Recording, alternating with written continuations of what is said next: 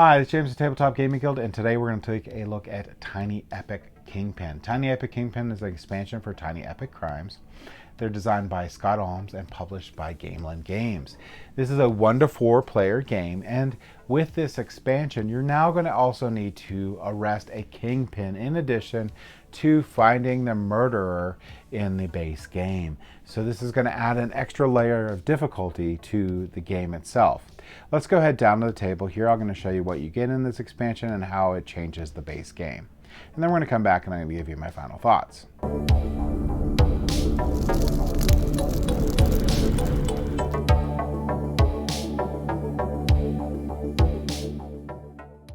All right, so this is going to be Tiny Epic Crimes Kingpins. Now, a lot of this stuff here you see is from the base game, but I need to have this out so you can see how this adds to the game here.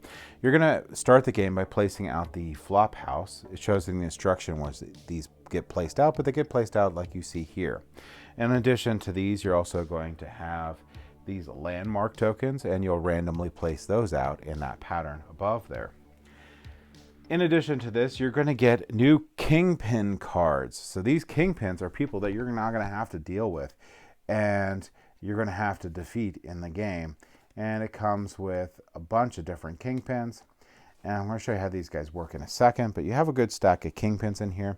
You're also going to get this new wagon token here. And this wagon token, patrol wagon token here, is going to be shared by the other players, and it's going to be used to hunt down the mobsters in the game. You'll also get this patrol wagon here, and that'll be on the board. So this one's going to have its own time track. It'll be placed on the time track there. So it's its own tracker for the time tracker, to be clear. All right, so in addition to that, you are also going to have this track here. This is going to be the one that you're going to use to figure out the schemes. So when you're busting these flop houses, they're going to be placed on here, and these are going to the combination of which two get 3 on here is going to determine which Kingpin gets put out. You also have some new ability cards that get added to the game, which are pretty cool. Like here, Scorcher. It costs -1 time to arrest a mobster in the block with the flop house. You have City Knowledge, you have Headline Chaser, and you have Criminologist. So you get those new ability cards you can shuffle in. You get these scheme cards, and these scheme cards are going to deal with these Kingpin on the run envelopes here that you're going to place them into potentially in the game. You also get a couple new events here that get added into the game. So these are really cool. You're going to get little wooden screen printed meeples for each of the mobsters. You're going to get this little reference guide for the patrol wagon. You're going to get these Kingpin cards here, which are pretty good. So these are cold case cards here. All right, let me show you how this all comes together here. So we're going to start, I showed you the setup on there. And the next thing we're going to do is we're going to shuffle these cold case cards, and we're going to give 1 cold case to each player. Now, these cold case cards here are going to be different goals you're going to be trying to crack during the game here. And this one here, as a free action, after you drive, you may peek at up to 3 flop houses in the blocks that you have passed it and ended in. So that's a new ability that you get, and that doesn't cost you anything to do. So that's something that you'll need to remember to do, so you'll be able to break these, get the Kingpin out and get going. So what do we do for this? All right, so for this one, you have a new objective. On top of tracking down the murderer in the for the base game, to win, you now must topple the Kingpin before the patrol wagon tracker reaches the final space on the time track. Players lose if this happens, or if they have not toppled the Kingpin before they all rest their cases at the end of the game, so all the other players have made it to the end of the time track there. So the patrol wagon, which is this little guy right here, is going to aid you on this journey here. So it's a special vehicle that also has its own time tracker, which I showed you up there. To mark the turn in hours, spend performing actions. When it's the patrol wagon's turn, the player with the patrol wagon card takes its turn. The patrol wagon's job is to drive around the city and bust flop houses. So this is going to, where's the patrol wagon card? This is the patrol wagon card here. All right, so busting flop houses. When a wagon ends its driving, if there is a flop house on the block, you immediately bust it for free. This means that you flip and reveal the flop house icon and then place it in the lowest empty spot on the identity mat. So let's say, for example, I moved it here. I'm going to flip this one. You notice that it has a little brass knuckles picture on it. Since it has a brass knuckles picture on it, I'm going to place it on the brass knuckles section on the mat there. Once you hit 3, that's the max for it. Any additional will be placed on the kingpin when it comes out, and that actually makes it easier to catch the kingpin. All right, so you also can, when you're controlling, spend one additional time of the wagon tracker to bust another flop house adjacent to the wagon's block. So every time you do bust a flop house, though, too, it's also pretty nice because every time you do that, the player with the patrol wagon card will advance 1 badge level. You also have scope out flop house, which is a bonus officer action. This bonus action may be taken as a second free action on your turn, listed on the back of the cold case card. So back on the back of the cold case card, you have this here. This is where you can basically peek up to 3 of them as you're driving by.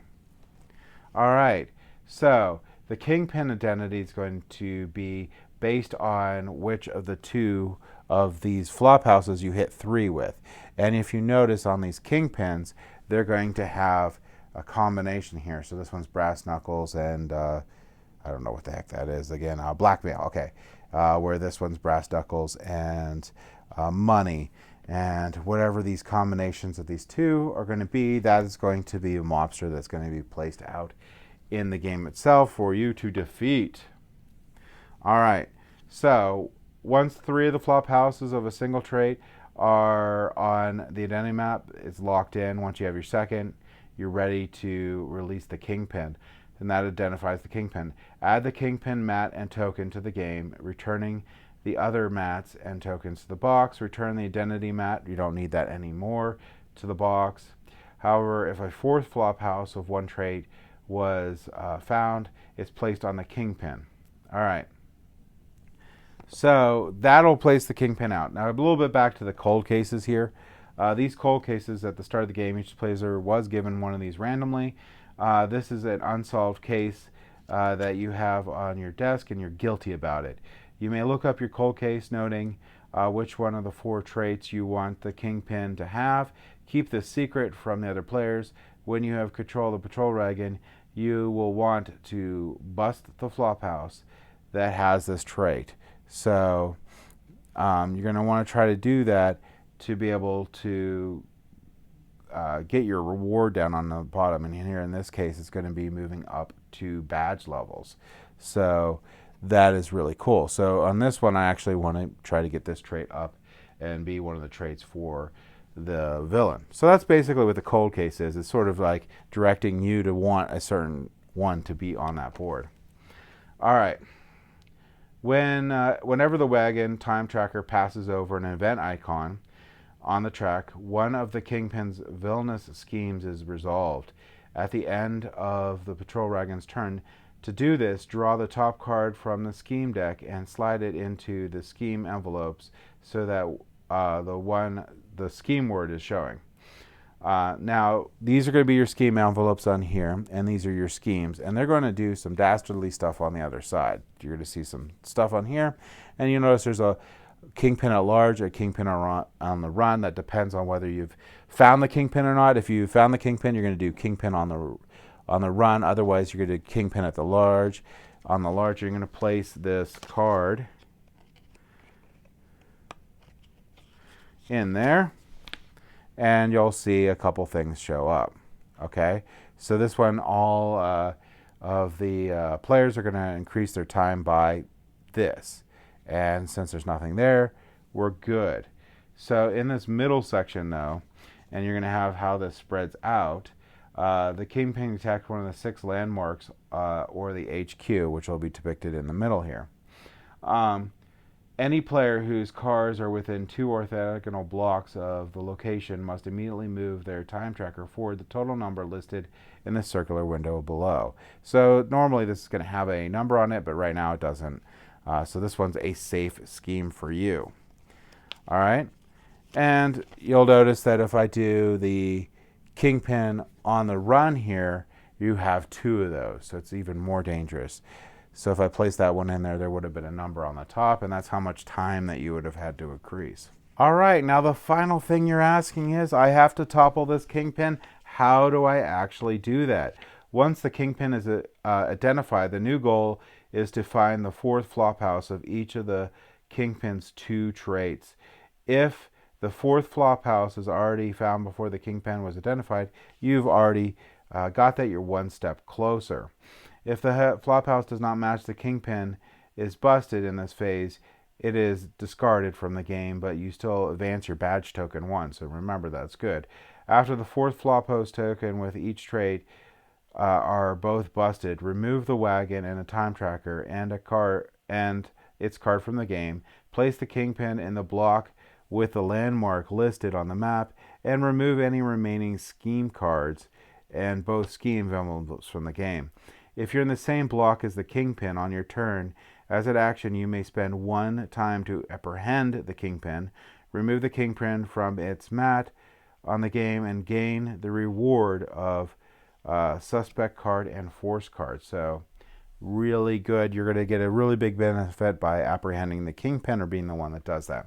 And that's it. That is all there is to Tiny Epic Kingpins. It adds a lot to the game, and it adds an extra element of difficulty to the game.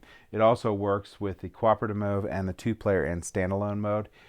Those are really short little changes that you might need to make for either of those 2, just like a couple sentences. So once you know this, you're pretty good for those 2 modes also. So let's go ahead up to the table here, and I'll give you my final thoughts on Tiny Epic Kingpins.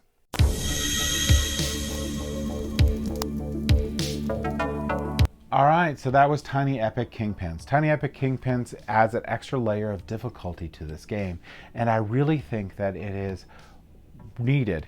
If you play this game a lot, you're going to find that you're going to fall into a groove that makes it pretty easy to be able to cruise to the end of the game. With Tiny Epic Kingpins, it throws a little wrench into it, adds a little more replayability to the game, and makes the game more difficult and challenging, especially in cooperative mode. I really do appreciate that. So I do really feel that if you like Tiny Epic Crimes and you play it fairly frequently, that you really want to pick up Tiny Epic Crimes Kingpins, the expansion for it. I think it's really good. If you aren't really into Tiny Epic Crimes, this isn't really going to change your opinion on it. It's just more difficulty on the base game. If you thought Tiny Epic Crimes was a good game but too easy, then you're going to definitely want to check out Tiny Epic Kingpins. It makes it more difficult. You also may want to check out the mini expansions that are available for Tiny Epic Crimes, the Crooks and Capos expansion. That also helps out and gives more into the game that can happen and divert your attention from the main base game. This one here is you 100% have to be able to complete this, so it's additional goals in the game that you have to do. Really like the game, really highly recommend it, especially if you love Tiny Epic Crimes. And that's my thoughts on Tiny Epic Crimes Kingpins. Thank you for watching.